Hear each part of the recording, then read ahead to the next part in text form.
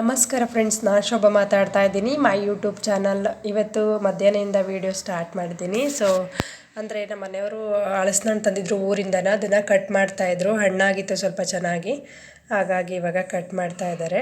ಅದು ಫ್ರೆಶ್ ಆಗಿದ್ರೆ ತಿನ್ನೋದಕ್ಕೆ ಚೆನ್ನಾಗಿರುತ್ತೆ ಅಂತ ಹೇಳಿ ಸ್ವಲ್ಪ ಫ್ರಿಜ್ ಒಳಗೆ ಇಟ್ಟು ತಿಂದರೆ ಕೋಲ್ಡ್ ಆಗಿರುತ್ತೆ ಅಲ್ವಾ, ತುಂಬಾ ಟೇಸ್ಟು ಚೆನ್ನಾಗಿರುತ್ತೆ. ನಮ್ಮನೇಲಂತೂ ಅದೇ ಥರನೇ ಮಾಡ್ತಾ ಇರ್ತೀವಿ. ಹಾಗೆ ತಿಂದರೆ ಅಷ್ಟು ಚೆನ್ನಾಗಿರಲ್ಲ ಟೇಸ್ಟು. ಅಭ್ಯಾಸ ಆಗಿದೆ, ಫ್ರಿಜ್ಜಲ್ಲಿ ಒಂದು ಸ್ವಲ್ಪ ಹೊತ್ತು ಇಟ್ಟು ಕೋಲ್ಡ್ ಆಗಿರುತ್ತಲ್ವ, ಆ ಥರ ಹಣ್ಣು ತಿಂದರೆ ಚೆನ್ನಾಗಿ ಟೇಸ್ಟಾಗಿರುತ್ತೆ. ಅದೇ ರೂಢಿ ಆಗಿದೆ. ನಮ್ಮ ಮಕ್ಕಳಿನೂ ಅಂತೂ ಫುಲ್ ಖುಷಿಯಾಗಿರ್ತಾರೆ ಈ ಹಲಸಿನಣ್ಣು ಈ ಸೀಸನಲ್ಲಿ, ಮಾವಿನ ಹಣ್ಣು ಹಲಸಿನಣ್ಣು ತಿನ್ನೋದ್ರಲ್ಲಿ. ನಮ್ಮನೆಯಿಂದ ಊರಿಂದ ಈ ಸೀಸನಲ್ಲಂತೂ ತರ್ತಾನೆ ಇರ್ತಾರೆ ಯಾವಾಗಲೂ. ಹಣ್ಣು ನೋಡಿ ಎಷ್ಟು ಚೆನ್ನಾಗಿದೆ ಅಂತೇಳಿ. ಇದಕ್ಕಿಂತ ಕೆಂಪು ಹಣ್ಣು ತುಂಬಾ ಟೇಸ್ಟಾಗಿರುತ್ತೆ, ಇದು ಅಷ್ಟು ಕಡಿಮೆ ಇರುತ್ತೆ. ಆದ್ರೂ ಫ್ರೆಶ್ ಆಗಿರುತ್ತಲ್ವ, ತಿನ್ನೋದಕ್ಕೆ ಚೆನ್ನಾಗಿರುತ್ತೆ. ಇನ್ನು ನನ್ನ ಮಗ ಅಂತೂ ಅದನ್ನು ನೋಡ್ಕೊಂಡೇ ಕೂತ್ಕೊಂಡಿದ್ರು. ನನ್ನ ಮಕ್ಕಳನ್ನು ಯಾವ ಥರ ಕಟ್ ಮಾಡಿ ಕೊಡ್ತಾರೆ ಅಂತ ಹೇಳಿ, ಎಷ್ಟು ಬೇಗ ತಿಂತೀವಿ ಅಂತ ಹೇಳಿ ಆಟ ಆಡ್ಕೊಂಡೇ ಕೂತ್ಕೊಂಡಿದ್ರು.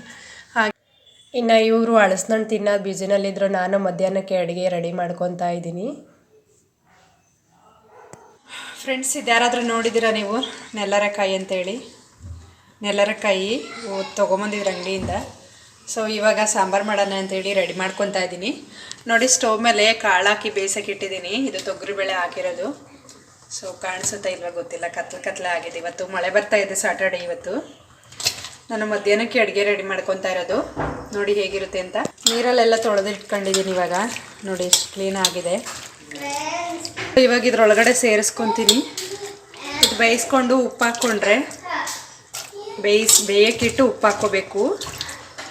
ಆಮೇಲೆ ನಾವು ಮಿಕ್ಸಿಗೆಲ್ಲ ತಯಾರಿ ಮಾಡ್ಕೋಬೇಕಾಗುತ್ತೆ. ಉಪ್ಪು ಹಾಕ್ಕೊತಾ ಇದ್ದೀನಿ, ಒಂದು ಸ್ಪೂನ್ ಉಪ್ಪು ಹಾಕ್ಕೊಂಡಿದ್ದೀನಿ. ಇವಾಗ ನಾನು ಕಾಳಿಗೆಲ್ಲ ರೆಡಿ ಮಾಡ್ಕೊಂಡಿದ್ದೀನಿ. ಕಾಯಿ ತುರಿ ಮತ್ತು ಈರುಳ್ಳಿನ ತಗೊಂಡಿದ್ದೀನಿ, ಕಟ್ ಮಾಡಿ ಇಟ್ಕೊಂಡಿದ್ದೀನಿ. ಒಂದು ಈರುಳ್ಳಿ ತೊಗೊಂಡಿದ್ದೀನಿ. ಇವಾಗ ಒಗ್ಗರಣೆ ಮಾಡೋಕ್ಕೆ ರೆಡಿ ಮಾಡ್ಕೊತೀನಿ. ಹಾಗೆ ಸಾಂಬಾರು ರೆಡಿ ಮಾಡ್ಕೊತೀನಿ. ಮಿಕ್ಸಿ ಜಾರನ್ನ ತಗೊಂಡಿದ್ದೀನಿ. ಇವಾಗ ನೋಡಿ, ಇದಕ್ಕೆ ಕೊತ್ತಂಬರಿ ಸೊಪ್ಪು ಹಾಕ್ಕೊತಿದ್ದೀನಿ. ಹಾಗೆ ಸ್ವಲ್ಪ ಕಾಯಿ ತುರಿ ಸೇರಿಸ್ಕೊತೀನಿ. ಹಾಗೆ ಸ್ವಲ್ಪ ಜೀರಿಗೆನ ಹಾಕ್ಕೊತಾ ಇದ್ದೀನಿ. ಹಾಗೆ ಬೆಳ್ಳುಳ್ಳಿನ ಸ್ವಲ್ಪ ಸೇರಿಸ್ಕೊತೀನಿ. ಹಾಗೆ ಸ್ವಲ್ಪ ಕಾಳು ಹಾಕ್ಕೊತಾ ಇದ್ದೀನಿ. ಹಾಗೆ ಸ್ವಲ್ಪ ಹುಣಸೆಹಣ್ಣನ್ನು ಪುಡಿನ ಸೇರಿಸ್ಕೊತೀನಿ. ಇವಾಗ ಮಿಕ್ಸಿ ಗ್ರೈಂಡ್ ಮಾಡ್ಕೊತೀನಿ ನಾನು. ಕಾಳು ಇವಾಗ ರೆಡಿಯಾಗಿದೆ. ನೋಡಿ, ರಸ ಈ ಕಡೆ ಇದೆ. ಇನ್ನು ಒಗ್ಗರಣೆ ಮಾಡ್ಕೊತೀನಿ. ಮಿಕ್ಸಿ ಜಾರಲ್ಲಿ ಇದು ರುಬ್ಬಿರೋಂಥದ್ದು. ಇವಾಗ ಯಾವ ಥರ ಗ್ರೈಂಡ್ ಮಾಡಿ ಅದು ಸಾಂಬಾರು ಮಾಡೋದಂತ ತೋರಿಸ್ತೀನಿ. ಗ್ರೈಂಡ್ ಮಾಡಿರೋದು ಆಗಿದೆ, ಒಗ್ಗರಣೆ ಮಾಡೋದನ್ನು ತೋರಿಸ್ತೀನಿ. ಸ್ಟವ್ ಮೇಲೆ ಪಾತ್ರೆ ಇಟ್ಕೊಂಡಿದ್ದೀನಿ ಕಾಳನ್ನು ಒಗ್ಗರಣೆ ಮಾಡ್ಕೊಳ್ಳೋದಕ್ಕೆ. ಇವಾಗ ನೋಡಿ, ಪಾತ್ರೆ ಬಿಸಿಯಾಗಿದೆ. ಸ್ವಲ್ಪ ಆಯಿಲ್ ಹಾಕ್ಕೊತೀನಿ.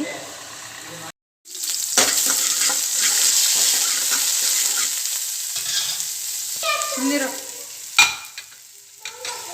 ಫ್ರೆಂಡ್ಸ್, ಇವಾಗ ರೆಡಿಯಾಗಿದೆ. ಹಾಗೆ ಜೊತೆಗೆ ಕಾಳನ್ನು ಸೇರಿಸ್ಕೊತೀನಿ.